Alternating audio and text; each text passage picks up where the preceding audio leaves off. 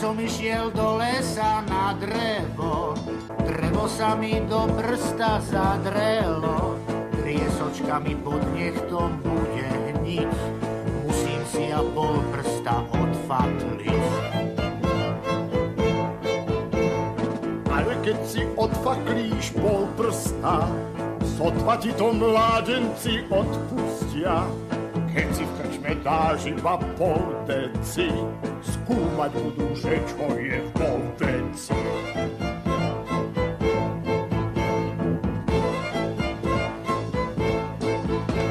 Tak si radšej odfaklím celý prst, aj tak by bol malinký ako chrúst.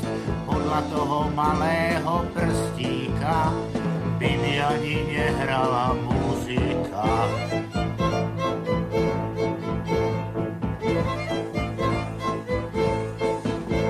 Lenže teraz v kotrbe vrtami, čo si počneš so 4 prstami?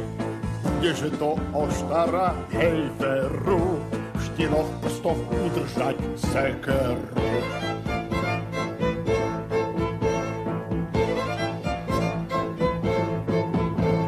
Odfaklím si ja všetkých 5 prstov, aj tak boli priveľmi na husto.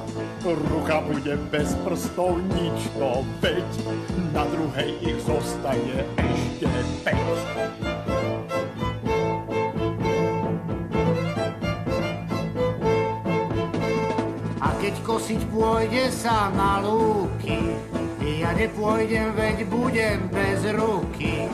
Len si koste, ale ja ako pán jednou rukou vínečko popíjam.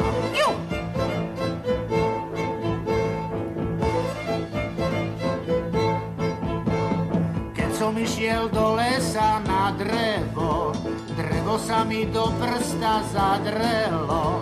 Kto by sa bol odvážil vtedy povedať, že to taký šťastný koniec bude mať?